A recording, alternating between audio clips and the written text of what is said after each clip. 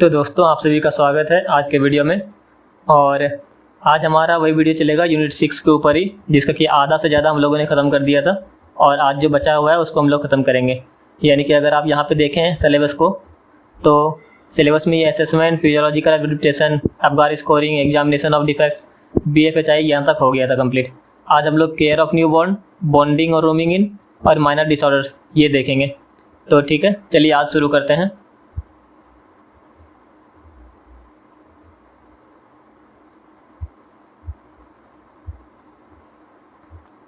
तो आज का जो हमारा टॉपिक है वो शुरुआत होगा केयर ऑफ न्यूबॉर्न से। तो नवजात शिशु की देखभाल अत्यंत महत्वपूर्ण होती है क्योंकि यह शिशु के शारीरिक और मानसिक विकास के लिए नींव रखती है। नवजात की देखभाल सही तरीके से करना उसकी सेहत को बनाए रखने में मदद करता है और विभिन्न समस्याओं से बचाव करता है। जो नीचे है वो नवजात शिशु के विभिन्न पहलुओं के ऊपर चर्चा किया गया है, वर्णन किया गया है कि क्या क्या हमें करना होता है। तो देखभाल की सूची में सबसे पहले अगर देखें तो सबसे पहले आता है थर्मल केयर, यानी कि उसके टेम्परेचर को मेंटेन करना। फिर होता है फीडिंग, उसको सही से खुराक देना, उसका हाइजीन मेंटेन करना, उसका स्किन केयर करना, उसके आई केयर करना, उसके बटक्स का केयर करना, कॉर्ड केयर करना, जो वो होता है अम्बिलिकल कॉर्ड, उसकी केयर करना। और जो इम्यूनाइजेशन होता है, इम्यूनाइजेशन में हम लोग क्या करते हैं कि इम्यूनाइजेशन में जो विटामिन के की गोली भी देते हैं, ठीक है, जब वो जन्म होता है, ताकि वो मतलब कि खून बहना उसका बंद हो सके। फिर प्रिवेंशन ऑफ इन्फेक्शन से बचाव करते हैं उसका, और कुछ वाइटल साइन उसका मेंटेन करते हैं। कंगारू मदर केयर देते हैं और हाइपोथर्मिया से उसको बचाते हैं, मतलब कि उसके टेम्परेचर को कम होने से बचाते हैं। फिर केयर ऑफ जेनेरेलिया, जो उसके जेनेटल ऑर्गन होते हैं उसकी केयर करते हैं। तो अब जो है विशेष रूप से देखते हैं अलग से जो थर्मल केयर है। तो थर्मल केयर की बात करें तो शिशु को जन्म के बाद ही सही तापमान में रखना आवश्यक होता है। शिशु को ठंड से बचाने के लिए तुरंत कपड़े पहनाना, ये कंबल में लपेटना चाहिए।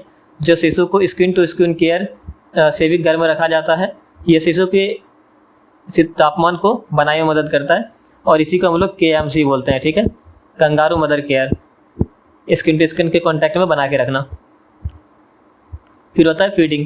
तो जो शिशु को 6 महीने तक केवल ब्रेस्ट फीडिंग कराया जाना चाहिए। स्तनपान से शिशु को सभी आवश्यक पोषक तत्व और रोग प्रतिरोधकता क्षमता जो प्राप्त होता है। फिर हर 203 घंटे में स्तनपान कराने की सलाह दी जाती है। फिर होता है शिशु का हाइजीन मेंटेन करना। हाइजीन मेंटेन करने के लिए शिशु को साफ और स्वस्थ कपड़ा पहनाया जाता है।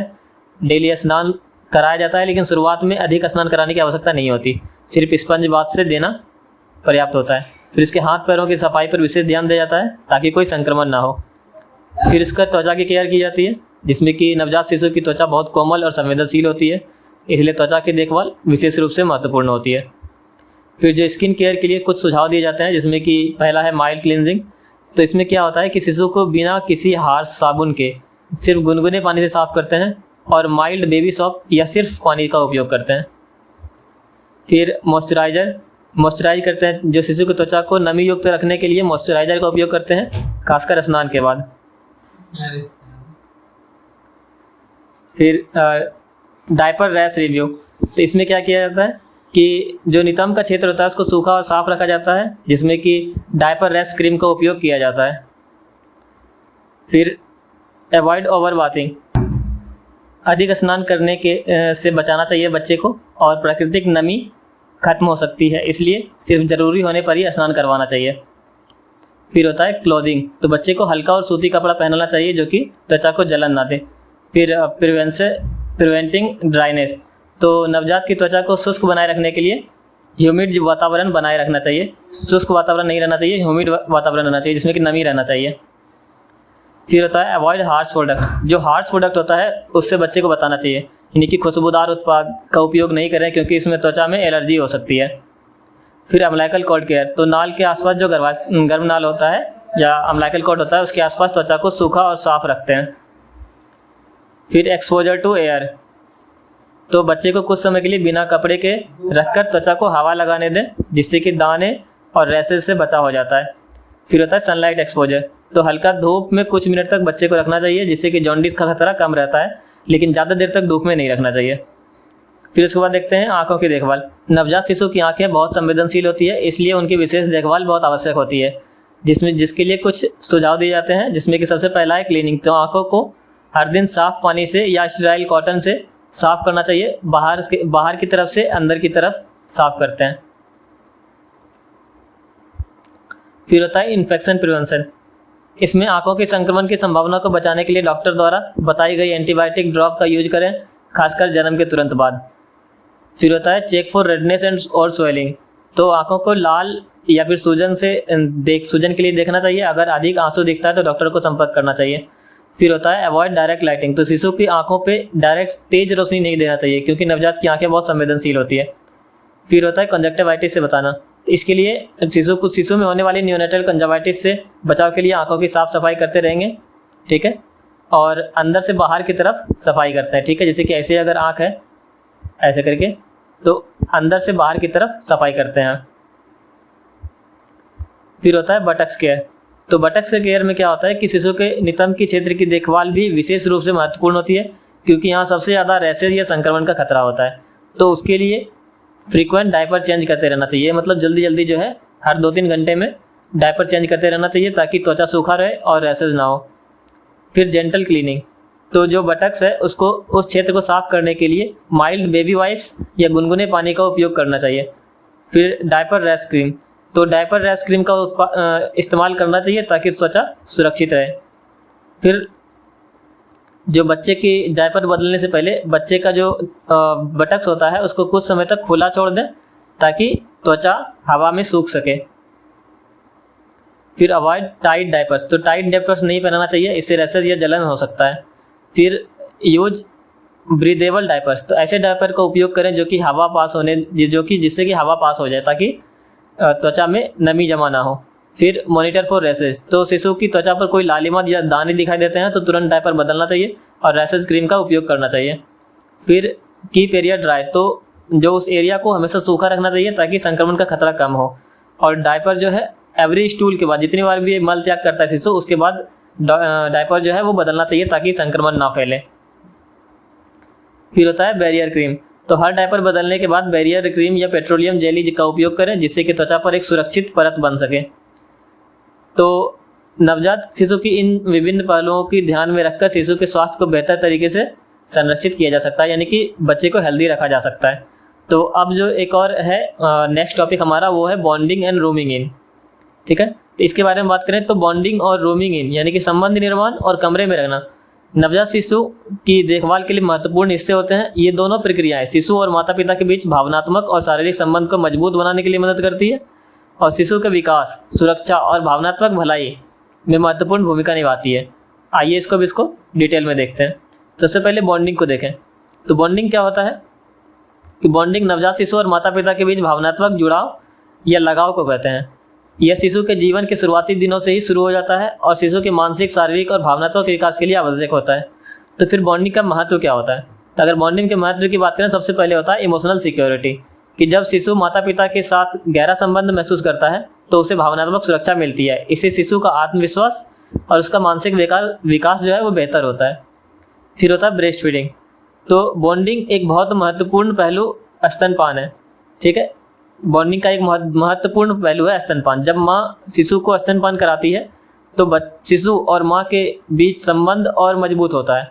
शारीरिक संपर्क और skin to skin contact bonding को बढ़ाता है। फिर होता है हार्मोनल इन्फ्लुएंस।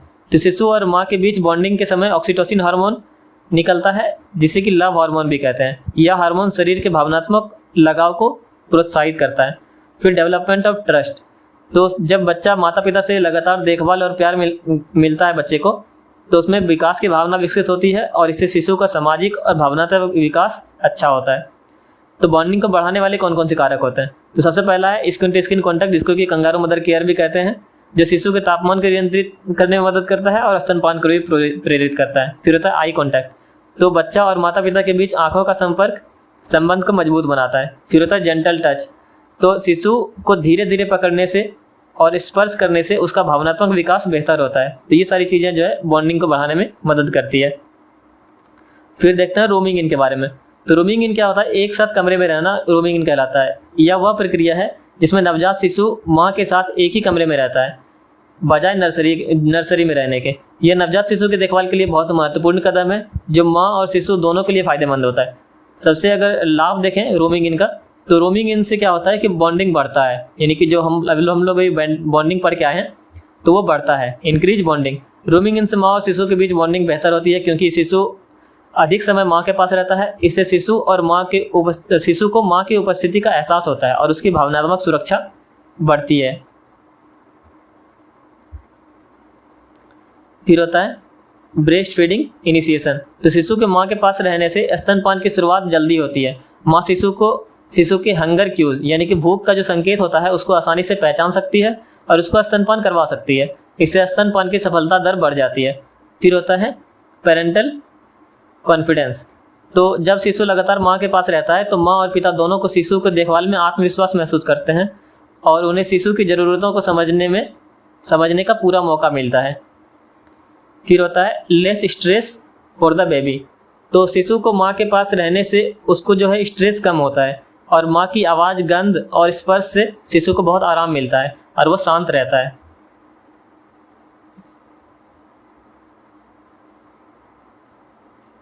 फिर होता है स्लीप रेगुलेशन। जो शिशु की नींद का पैटर्न माँ के साथ कमरे में रहने से बेहतर हो जाता है और शिशु की नींद और जागने का समय माँ जो है शिशु के जागने और सोने का समय समझ पाती है और उसकी ज़रूरतों को पूरा कर पाती है।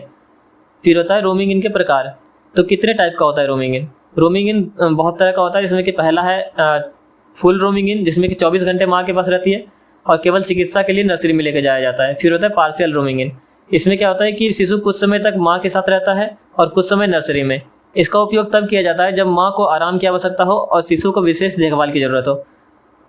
फिर रोमिंग इन के दौरान ध्यान रखने योग्य बातें हैं। तो सबसे पहले होता है सेफ्टी, कि रोमिंग इन के दौरान माँ और शिशु दोनों को सुरक्षा पर ध्यान देना आवश्यक है और शिशु के साथ सुरक्षित नींद के बारे में बताया जाता है ताकि आकस्मिक चोट या दुर्घटना से बचा जा सके। कि बच्चे के साथ माँ को कैसे सोना है इसके बारे में समझाया जाता है ताकि बच्चे के साथ कोई दुर्घटना ना हो जाए।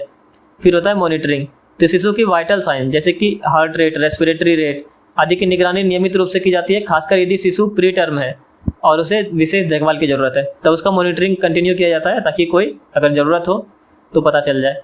फिर बॉन्डिंग और रोमिंग इन के बीच में क्या संबंध है, कि ये दोनों एक दूसरे से रिलेटेड है। ठीक है, तो उसके संबंध के बारे में जानते हैं कि ये दोनों एक दूसरे से कैसे रिलेटेड है।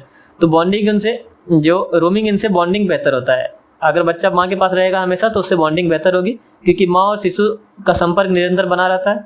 इससे शिशु का भावनात्मक विकास होता है और माँ को शिशु के देखभाल में आत्मविश्वास मिलता है। वो बार बार देखभाल करती है, बच्चे की ज़रूरतों को समझती है, उसको खाना पीना खिलाती है, दूध पिलाती है, तो उससे माँ का भी आत्मविश्वास बढ़ता है कि हम बच्चे का केयर कर सकते हैं।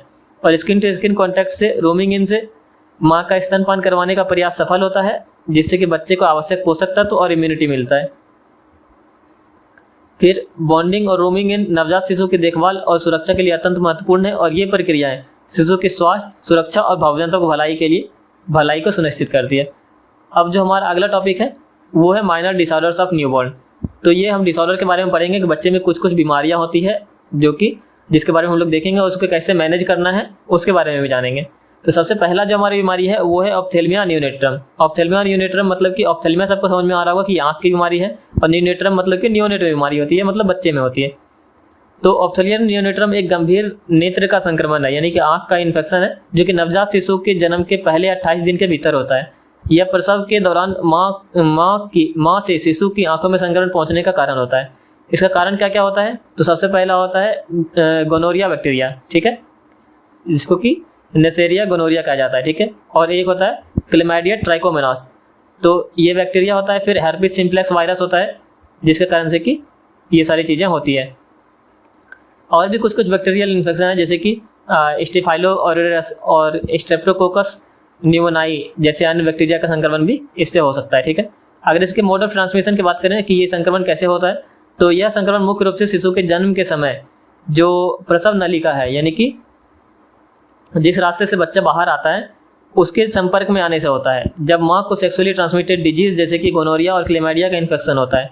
अगर माँ को सेक्सुअली ट्रांसमिटेड डिजीज जैसे कि गोनोरिया और क्लेमाइडिया है तो बच्चा जब जन्म होगा वेजाइना के थ्रू तो उसको इन्फेक्शन होने के खतरा ज़्यादा रहता है। अम्नियोटिक फ्लूइड या जन्म के समय माता के वेजाइनल सेक्रेशन के संपर्क में आने से भी शिशु संक्रमित हो सकता है। तो जो वेजाइनल सेक्रेशन होता है उससे भी जो बच्चा है उसको इन्फेक्शन फैल सकता है। इसका लक्षण क्या क्या होता है? लक्षण की बात करें तो आंखों में रेडनेस आ जाती है, जो डिस्चार्ज आने लगता है प्लूरल, और फिर स्वेलिंग आ जाती है आईलिड्स में, जो पलकें होती है उसमें सूजन आ जाती है, आंखों में जलन और दर्द होता है, पलकें आपस में चिपकने लगती है खास करके सुबह में, और फोटोफोबिया यानी कि लाइट के प्रति बहुत ज़्यादा संवेदनशील हो जाता है। अगर लाइट जल जाएगा तो वो सही से आँख खोल नहीं पाएगा। फिर उसका मैनेजमेंट करते हैं। मैनेजमेंट कैसे करेंगे? तो सबसे पहले आई ड्रॉप और ऑइंटमेंट। तो शिशु की आंखों में तुरंत एंटीबायोटिक आई ड्रॉप जैसे कि एरिथ्रोमाइसिन वगैरह डाला जाता है। फिर सिस्टमेटिक एंटीबायोटिक्स। शिशु को अगर बैक्टीरियल इन्फेक्शन की पुष्टि होती है तो उसको इंट्रावेनस एंटीबायोटिक्स दिया जाता है। फिर आई क्लीनिंग। संक्रमण के दौरान जो निकलता है पस जैसा, उसको साफ करने के लिए गीले और स्टेराइल कॉटन का उपयोग किया जाता है, और वही साफ करने का विधि कि अंदर से बाहर की तरफ साफ किया जाता है। फिर मैटरनल ट्रीटमेंट। तो मैटरनल ट्रीटमेंट में क्या करते हैं कि माँ को भी जो अगर एसटीडी है, यौन संचारित रोग है, तो उसका टेस्ट और उपचार करना आवश्यक होता है ताकि संक्रमण को आगे बढ़ने से रोका जा सके। तो डिलीवरी से पहले अगर पता चल जाता है कि मदर को इन्फेक्शन है तो उसको पहले ठीक किया जाता है। फिर होता है फॉलोअप। तो शिशु की दृष्टि की स्थिति की नियमित जांच की जाती है ताकि कोई अस्थायी डैमेज ना हो, ठीक है। फिर होता है प्रिवेंटिव मेजर। तो हम इसको बचा कैसे सकते हैं? तो सबसे पहले होता है प्रोफाइलेटिक आई ड्रॉप्स। तो सभी नवजात शिशु में आंखों में जन्म के तुरंत बाद प्रोफाइलेटिक एंटीबायोटिक आई ड्रॉप जैसे कि एरिथ्रोमाइसिन डाल देते हैं ताकि संक्रमण ना हो। फिर मैटरनल केयर। गर्भावस्था के दौरान माँ की नियमित जांचें, और यदि माँ को एसटीडी है या फिर एसटीआई है, ठीक है, तो उसका समय पर उपचार करना होता है। फिर हाइजीनिक डिलीवरी प्रैक्टिस। जो डिलीवरी के समय जो है स्वच्छता बनाए रखना चाहिए, और जो प्रसव नलिका है उसके संक्रमण से बचाने के लिए सही सावधानी का उपयोग किया जाता है ताकि इन्फेक्शन ना हो। फिर होता है पब्लिक अवेयरनेस। तो यौन संचारित बीमारी के बारे में जागरूकता फैलाया जाता है और उसका उपचार किया जाता है ताकि भविष्य में कोई भी गर्भवती महिला है उसके नवजात शिशु को ऐसा इन्फेक्शन ना हो। फिर उस समय पर उपचार और निवारकों से ऑप्थेल्मिया नियोनेट्रम को के कारण होने वाले गंभीर नेत्र संक्रमण और दृष्टि क्षति को रोका जा सकता है। फिर अगला जो हमारा है वो है नाल संक्रमण, या फिर इसको अम्लाइकल इन्फेक्शन बोलते हैं। इसकी अगर डेफिनेशन देखें तो अम्लाइकल इन्फेक्शन जिसे कि पॉम्फेलाइटिस भी कहा जाता है, यह एक नवजात शिशु में होने वाला अम्लाइकल स्टम्प के आसपास होने वाला बैक्टीरियल संक्रमण है। यह आमतौर पर जन्म के कुछ दिनों में विकसित होता है और बिना उचित देखभाल के गंभीर भी हो सकता है। अगर सही से उसका मैनेज नहीं किया जाए तो गंभीर भी हो सकता है। इसके कारण की बात करें तो कारण में बैक्टीरियल कारण होता है जिसमें कि स्ट्रेप्टोकोकस ऑरियस और स्टेफाइलोकोकस और स्ट्रेप्टोकोकस होता है, और ई कोलाई जिसको कि एस्चेरिया कोलाई भी कहा जाता है, उसके कारण भी होता है। फिर जो नाल के स्टम्प की असुरक्षित देखभाल या फिर साफ सफाई की कमी से भी होता है। और फिर सेप्टिक हैंडलिंग, अगर सही से एसेप्टिक तकनीक से बच्चे को हैंडल नहीं किया गया है तो उससे भी हो सकता है, ठीक है।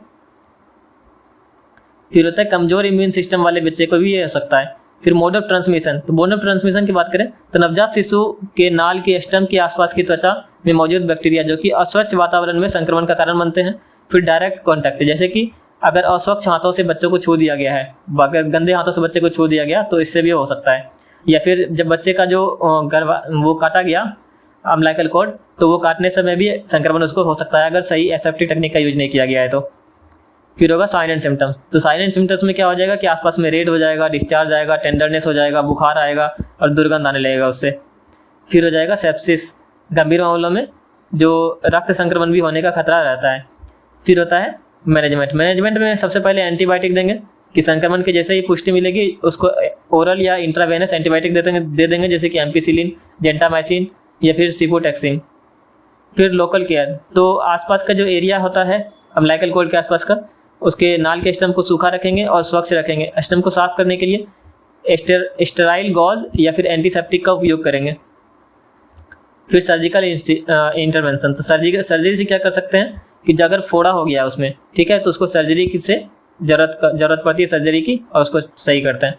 फिर सपोर्टिव केयर, तो संक्रमण से निपटने के लिए शिशु को हाइड्रेशन और न्यूट्रिशनल सपोर्ट देना आवश्यक है। फिर होता है प्रिवेंटिव मेजर्स, इसको बचा कैसे सकते हैं। तो सबसे पहले कि जब अम्लाइकल कॉर्ड की जब केयर करेंगे तो उसमें एसेप्टिक टेक्निक का यूज करेंगे और अल्कोहल स्वैब का यूज करेंगे। फिर होता है हैंड हाइजीन, तो शिशु को छूने से पहले अच्छी तरह से हाथ धो के सैनिटाइज करेंगे। और sterile cutting of umbilical cord, तो अम्लाइकल कॉर्ड जो काटेंगे उसको सही से स्टेराइल सीजर्स का यूज करके काटेंगे और जन्म के समय स्वच्छता सुनिश्चित करेंगे। फिर हॉस्पिटल हाइजीन, तो हॉस्पिटल में सही से हाइजीन बनाए रखना है, बहुत ज़रूरी होता है। फिर समय पर मेडिकल कंसल्टेशन देना चाहिए। यदि नाल के स्टम्प में कोई असामान्य लक्षण दिखता है, जैसे कि अगर लाल होता है या फिर सूजन या मवाद निकलता है तो डॉक्टर से तुरंत संपर्क करेंगे और जो भी दवाई होगा उसको दिया जाएगा। तो अगर सही से मैनेज किया जाए, उचित प्रबंधन से न केवल संक्रमण को फैलने से रोकता है बल्कि शिशु की गंभीर जटिलताओं से भी सुरक्षा करता है। फिर होता है ओरल थ्रस। ओरल थ्रस की बात करें तो नवजात में जो ओरल थ्रस होता है यह एक प्रकार का फंगल इन्फेक्शन है जो कि नवजात शिशु के मुंह में होता है, ठीक है। यह कैंडिडा एल्बिकन्स नाम के फंगस के अत्यधिक बढ़ने के कारण होता है जो कि सामान्य रूप से मुंह में मौजूद होता है, लेकिन कमजोर प्रतिरक्षा प्रणाली वाले नवजात शिशु में यह संक्रमण का कारण बन सकता है। फिर होता है काउज। तो काउज में वही होता है कि जिसका इम्यून सिस्टम कमजोर होता है, उन्हें संक्रमण का खतरा ज़्यादा रहता है। फिर नवजात शिशु में जन्म के समय कैंडिडा एल्बिकन्स से इन्फेक्शन हो सकता है, विशेषकर यदि जो माँ का गर्भाशय है, गर्भावस्था के दौरान वेजाइनल ईस्ट का इन्फेक्शन हुआ है। अगर माँ को प्रेगनेंसी के टाइम पे वेजाइनल ईस्ट का इन्फेक्शन हुआ है तो बच्चे को भी ये ओरल थ्रस होने का खतरा ज़्यादा हो जाता है। फिर एंटीबायोटिक्स देने पर अगर लंबे टाइम तक अगर किसी बच्चे को एंटीबायोटिक दिया जाता है तो उसको भी एंटीबायोटिक वो हो सकता है, फंगल इन्फेक्शन। फिर बॉटल फीडिंग। अगर बॉटल फीडिंग किया जाता है और उसका सफाई में ध्यान नहीं रखा, सफाई का ध्यान नहीं रखा जाता है तो उससे फंगल इन्फेक्शन हो सकता है। फिर मोड ऑफ ट्रांसमिशन। तो सबसे पहले होता है वर्टिकल ट्रांसमिशन, फिर होता है डायरेक्ट कॉन्टैक्ट। तो यदि शिशु जन्म के दौरान माँ के गर्भनाल या जो वेजाना से गुजरता है तब उसका संक्रमण हो सकता है, और संक्रमित वस्तु जैसे कि गंदे पेसिफायर्स या बोतल या किससे ब्रेस्ट फीडिंग करने के दौरान ऐसा हो सकता है। फिर होता है sign and symptoms. Sign and symptoms की बात करें तो मुंह के अंदरूनी हिस्से पर सफ़ेद, पीले या क्रीमी लेयर के पैचेस दिखाई देते हैं, खास करके जीभ, गालों के अंदर और मसूड़ों पर और तालू पर, यानी कि हल्का पीले कलर का पैच जैसा बन जाता है। फिर इन धब्बों को साफ करने पर ब्लीडिंग या लालिमा हो सकती है, इरिटेबिलिटी होती है और बच्चे को दूध पीने में कठिनाई होती है।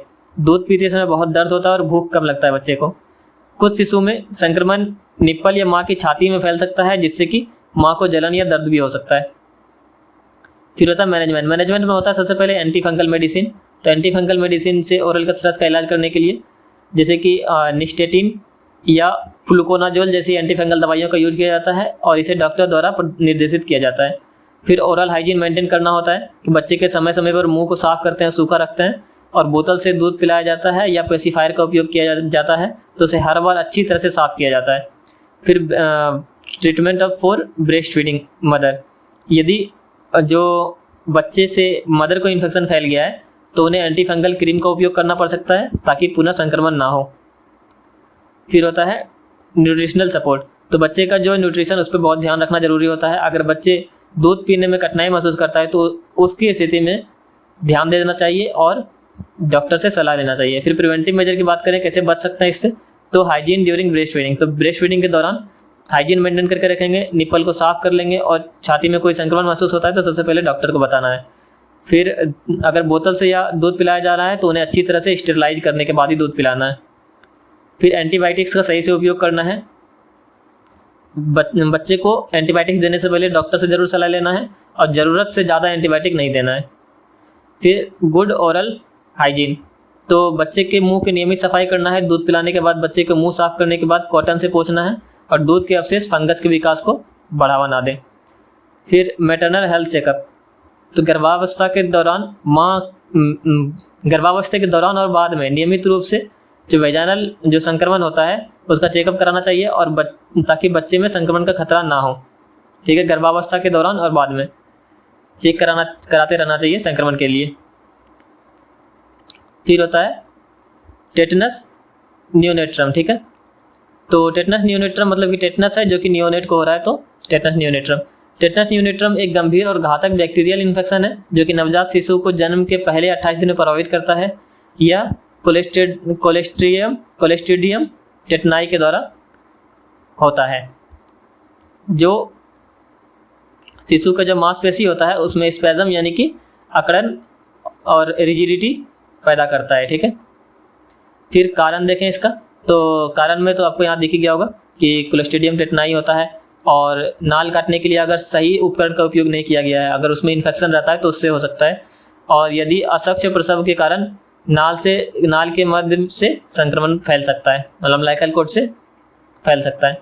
फिर होता है मोड ऑफ ट्रांसमिशन। ट्रांसमिशन क्या होता है कि गंदे वस्तुओं के संपर्क में आने से, विशेषकर नाल काटने के दौरान और स्टम्प की अच्छी तरह से देखभाल नहीं करने से। फिर होता है sign and symptom. Sign and symptom में क्या होता है कि पूरे शरीर की मांसपेशियों में कठोरता आ जाती है, स्पेजम आ जाता है, जॉ स्टिफनेस हो जाती है, और जो टेटनस है उसको लॉक जॉ के नाम से भी जाना जाता है। ठीक है, इसमें क्या होता है कि शिशु का जबड़ा या फिर किसी को भी लॉक जॉ, इसे ठीक है लॉक जॉ के नाम से भी जानते हैं, जिसमें कि जबड़ा बंद हो जाता है और जिससे कि फीडिंग में बहुत ज़्यादा दिक्कत होती है और मसल कॉन्ट्रैक्शन होने लगता है, और जिसमें कि जो शरीर है वो ऐसे आर्च के आकार का बन जाता है। ठीक है, इसको बोला जाता है कि धनुष के आकार का बन जाता है शरीर। फिर होता है प्रबंधन, तो इसको तुरंत हॉस्पिटल में भर्ती करवाना चाहिए और फिर एंटीटॉक्सिन थेरेपी दिया जाना चाहिए, एंटीबायोटिक, मेट्रोनिडाजोल ये सब देते हैं, मसल रिलैक्सेंट देते हैं ताकि मसल रिलैक्स हो जाए, वेंटिलेटर सपोर्ट देते हैं अगर ज़रूरत होता है तो। और प्रिवेंटिव मेजर के दौरान क्या होता है कि टीटी का जो सुई होता है बच्चे को, माँ को गर्भावस्था के दौरान ले लेना चाहिए ताकि ऐसा कंडीशन ना आए। और प्रसव और नाल काटने के दौरान पूरी स्वच्छता का पालन करना चाहिए और नाल के स्टम्प की अच्छी से देखभाल करनी चाहिए। फिर अगला बीमारी जो हमारा है वो है सोर बटक्स, जो नवजात शिशु में गुदा की लाली और दर्द। तो इसमें क्या होता है, ये एक सामान्य कंडीशन होता है जिसमें कि शिशु की त्वचा विशेषकर उसका नितंब और जननांगों के आसपास लाल हो जाता है, उसमें जलन और घाव हो जाता है और अक्सर डायपर रैश के रूप में जाना जाता है। अक्सर इसको डायपर रैश बोलते हैं क्योंकि बच्चा डायपर पहना रहता है तो उसमें ये कंडीशन ज़्यादा होता है। फिर गंदे या गीले डायपर को लंबे समय तक बदलने में देरी हो जाता है तो, या फिर डायपर की वजह से त्वचा रगड़ाने लगता है तो, या फिर ईस्ट इन्फेक्शन या बैक्टीरियल इन्फेक्शन के कारण, त्वचा पर साबुन या सफाई उत्पादों के प्रति एलर्जी के कारण। और फिर इसके अगर मोड ऑफ ट्रांसमिशन की बात करें तो ये सीधे संपर्क में आता है, गंदे डायपर के संपर्क में लंबे समय तक रहने से ऐसा हो सकता है।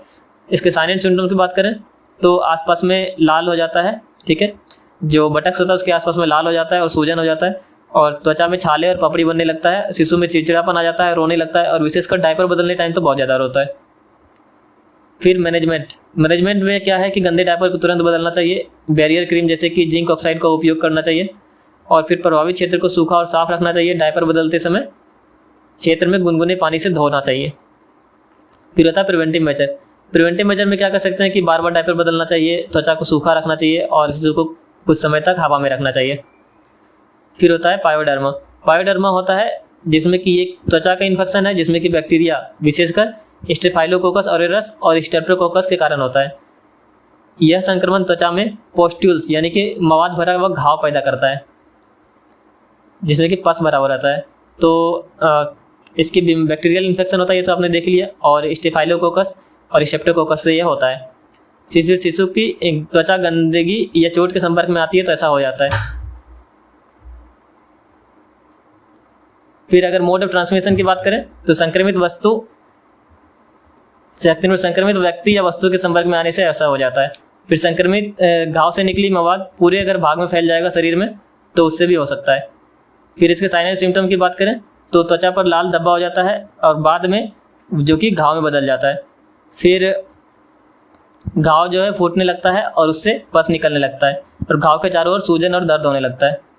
फिर अगर इसके मैनेजमेंट की बात करें तो इसमें टॉपिकल एंटीबायोटिक जैसे कि मोपिरिकॉन का उपयोग किया जाता है और गंभीर मामले में ओरल एंटीबायोटिक का भी यूज किया जाता है। घाव को सूखा और साफ रखना होता है ताकि ये सही हो जाए। इसके प्रिवेंटिव मेजर्स की बात करें तो प्रिवेंटिव मेजर के लिए शिशु की त्वचा को साफ और सूखा रखना होता है और संक्रमित घाव को ढककर रखना होता है ताकि संक्रमण ना फैले। फिर आते हैं वोमिटिंग के बारे में। ये बहुत ही नॉर्मल होता है बच्चे में वोमिटिंग, और जिसमें कि भोजन जो है वो मुंह से बाहर आ जाता है, और यह नॉर्मली हो सकता है लेकिन बार बार होने पर यह चिंता का कारण बन जाता है। इसका कारण क्या होता है, तो इसका सबसे जो मेन कारण होता है वो होता है ओवर फीडिंग। अगर माँ जो है बच्चे पे ध्यान नहीं दे रही है, ज़्यादा दूध पिला देती है तो ऐसा हो जाता है। या फिर GERD जिसको कि गैस्ट्रोइसोफेजियल रिफ्लक्स बोलते हैं, तो इसकी वजह से भी हो जाता है। और संक्रमण या फिर इंटेस्टाइनल ब्लॉकेज की वजह से ऐसा हो जाता है। फिर अगर फार्मूला इंटॉलरेंस, अगर बच्चे को फार्मूला वाला मिल्क पिलाया जा रहा है और उससे बच्चा इंटॉलरेट है तो उससे ऐसा हो सकता है। फिर होता है मोड ऑफ ट्रांसमिशन, तो संक्रमण के कारण होने वाली उल्टी संक्रामक हो सकती है, बट नॉर्मली ये संक्रमण के कारण नहीं होता है, बच्चे में ऐसे भी हो जाता है। फिर इसके अगर साइन सिम्टम की बात करें तो दूध पीने के तुरंत बाद उल्टी कर देता है और बार बार उल्टी करता है और बच्चा सुस्त रहता है और चिड़चिड़ा हो जाता है। फिर इसका मैनेजमेंट कैसे है कि बच्चे को थोड़ी थोड़ी मात्रा में दूध पिलाना चाहिए और बार बार उल्टी होने पर डॉक्टर से बात करना चाहिए, और थिक एंड फीड का उपयोग GERD के लिए किया जाता है। बच्चे को जो है हल्का गाढ़ा दूध पिलाया जाता है अगर GERD का शिकायत है तो। फिर प्रिवेंटिव मेजर में क्या किया जाता है कि बच्चे को ज़्यादा दूध नहीं पिलाना है और दूध पिलाने के बाद शिशु को सीधा बैठाना है। फिर होता है कॉन्स्टिपेशन। तो कॉन्स्टिपेशन क्या होता है कि कॉन्स्टिपेशन वह स्थिति है जब नवजात शिशु को मल त्यागने में बहुत कठिनाई होती है, जिससे कि मल उसका कड़ा हो जाता है। इसका कारण क्या होता है? कारण होता है फार्मूला फीडिंग के कारण, या फिर डिहाइड्रेशन के कारण, या फिर बच्चे भोजन या दूध में बदलाव के कारण। फिर होता है मोड ऑफ ट्रांसमिशन, ये संक्रमक नहीं होता है, ठीक है। और इसका साइन एंड सिम्टम होता है कि मल त्याग करने में कठिनाई होती है, मल कड़ा और सूख जाता है, और पेट में दर्द होने लगता है और बच्चा रोने लगता है। इसका मैनेजमेंट करते हैं कि शिशु को पर्याप्त मात्रा में तरल पदार्थ देते हैं, और डॉक्टर से परामर्श लेने के बाद ही उसको जो भी मैनेजमेंट होता है वो किया जाता है। फिर प्रिवेंटिव मेजर में क्या कर सकते हैं कि बच्चे को नियमित रूप से दूध पिलाया जाता है और उसके उचित आहार पर ध्यान दिया जाता है। फिर होता है एब्डोमिनल डिस्टेंशन। एब्डोमिनल डिस्टेंशन में क्या होता है कि नवजात को जो है वो पेट फूल जाता है। नवजात का पेट फूलने का जो कारण होता है, जैसे कि अगर कारण की बात करें तो इसमें गैस का अक्यूमुलेशन, अगर बच्चे के पेट में गैस जमा हो रहा है, या फिर कॉन्स्टिपेशन है, या फिर जो इंटेस्टाइनल ऑब्स्ट्रक्शन है, या किसी प्रकार का जो उसके पेट में संक्रमण हो गया है, तो इससे हो सकता है। फिर हो जाएगा मोड ऑफ ट्रांसमिशन। ये आमतौर पर संक्रमक नहीं है, लेकिन कुछ संक्रमण इसके कारण हो सकते हैं। फिर होता है साइन एंड सिम्टम। तो साइन एंड सिम्टम की बात करें तो पेट का सूजना या फूलना, बच्चे का चिड़चिड़ापन हो जाना, और दूध पीने में कठिनाई होता है। फिर अगर मैनेजमेंट की बात करें तो शिशु को गैस निकालने के लिए हल्के तरीके से पेट को सहलाना होता है, और गंभीर स्थिति में डॉक्टर से संपर्क करना होता है। प्रिवेंटिव मेजर की बात करें तो सही मात्रा में दूध पिलाना चाहिए, और दूध पिलाने के बाद उसको सीधा बैठाना चाहिए। फिर जो हमारा लास्ट बीमारी है आज का, और वो हो जाएगा शिशु में दर्द या फिर पेन। इसका कारण और ये सारी चीज़ें हम देखेंगे। तो सबसे पहले अगर कारण देखें दर्द की, तो सबसे पहला कारण हो सकता है उसका दांत निकलना। तो दांत निकलने के कारण बच्चे के मसूड़े जब बाहर आने लगते हैं तो उसके मसूड़ों में सूजन और दर्द होता है, और इसका साइन होता है कि बच्चा चिड़चिड़ापन हो जाता है बच्चे में, और अधिक लार आता है, और सूजे हुए मसूड़े और वस्तुओं को वो चबाने की कोशिश करता है किसी भी चीज़ को मुंह में लेके। फिर होता है कॉलिक। कॉलिक में क्या होता है कि बच्चे की आंत जो होता है ना, इंटेस्टाइन, उसमें ऐंठन होने लगता है, और ये नॉर्मली 3 से 6 महीने पे होता है, ठीक है। और फिर साइन इसका देखें तो लंबे समय तक रोता है बच्चा, पेट की तरफ पैर खींचता है, और पेट का फूल जाता है। फिर होता है वैक्सीनेशन। वैक्सीनेशन के कारण जो है जहाँ पे सुई लगता है बच्चे को, उसके कारण दर्द होता है तो रोने लगता है, और इंजेक्शन की जगह पे लाल हो जाता है, सूजन हो जाता है, और हल्का फीवर भी आ जाता है। इन्फेक्शन की बात करें तो इन्फेक्शन जैसे कि कान का इन्फेक्शन या फिर गले का इन्फेक्शन के कारण बच्चा रोने लगता है, और फिर UTI वगैरह के कारण भी हो सकता है। और अलग इसमें कि क्या होता है कि बच्चे को बुखार आ जाता है, कान खींचने लगता है, चिड़चिड़ापन आता है, दूध पीने से इनकार करता है, और अपने मतलब कि जो यूरिन पास करने का आदत होता है उसमें बदलाव आ जाता है। फिर किसी चोट की वजह से रो सकता है, और चोट की वजह से रोने में वहाँ पे निशान आ जाता है, और चोट वाले हिस्से जो है वो कोमल हो जाते हैं।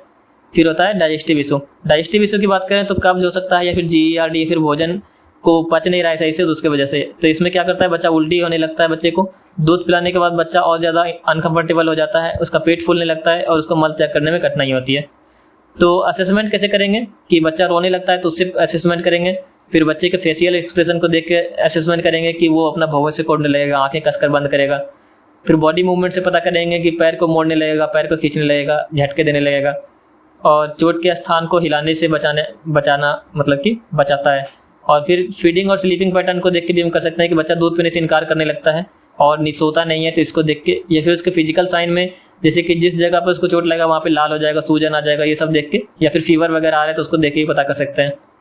फिर पेन असेसमेंट का स्केल होता है जिसको कि बोलते हैं फ्लैक स्केल, और फिर निप्स स्केल। तो फ्लैक स्केल में क्या करते हैं, फेस, लेग एक्टिविटी, क्राई और कंसोलेबिलिटी, इसका उपयोग किया जाता है। और निप्स में क्या करते हैं कि न्यूनेटल इन्फेंट पेन स्केल, जिसमें कि चेहरे का भाव, रोना, सांस लेने की दर, अंगों की हरकतें और शिशु की सतर्कता, ये सारी चीज़ें देखी जाती है पेन मैनेजमेंट के लिए।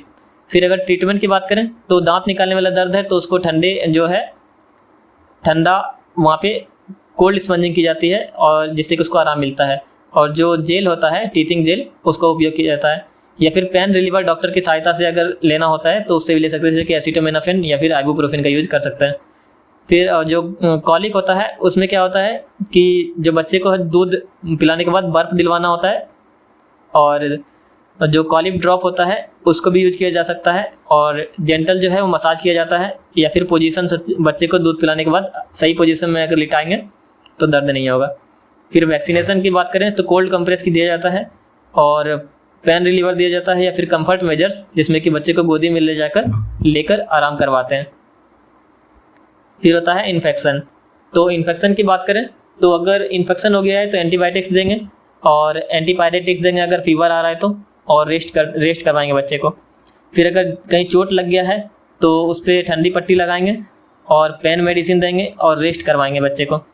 फिर अगर डाइजेस्टिव सिस्टम के में अगर दर्द हो रहा है, डाइजेस्टिव सिस्टम की वजह से दिक्कत हो रही है, तो उसके स्टूल सॉफ्टनर जो आते हैं कब्ज पे, स्टूल सॉफ्टनर, उसको यूज किया जाता है।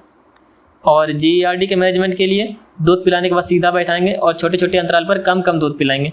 फिर प्रोबायोटिक्स देंगे जिससे कि उसको पचने में आसानी होगी। फिर उसको बचा कैसे सकते हैं, तो बचाने के लिए कि ये सारी चीज़ें हैं जो मैनेजमेंट है, उसी से हम बचा भी सकते हैं। और अगर चोट लगने से बचाना है तो बच्चे के आसपास में वैसे कोई चोट लगने वाली चीज़ें नहीं रखनी है, और बच्चे को बेड पे जिसमें कि साइड रेलिंग नहीं लगा हुआ उस पर बच्चे को नहीं छोड़ेंगे ताकि वो गिर ना जाए। तो ये सारी चीज़ें हम लोग मैनेज करके बचा सकते हैं। तो ये हमारा जो लेसन है, ये पूरा यूनिट खत्म हो चुका है। तो अगला जो हमारा नेक्स्ट यूनिट शुरू होगा, और यहाँ तक देखने के लिए आप लोगों का सभी का धन्यवाद, और मिलते हैं फिर किसी अगले वीडियो में। और जो भी आपका रिव्यू है वो कमेंट में आप बता सकते हैं, या फिर जो भी प्रॉब्लम्स हैं या फिर जो भी दिक्कतें हैं वो भी बता सकते हैं आप कमेंट में। तो मिलते हैं जल्दी ही, धन्यवाद।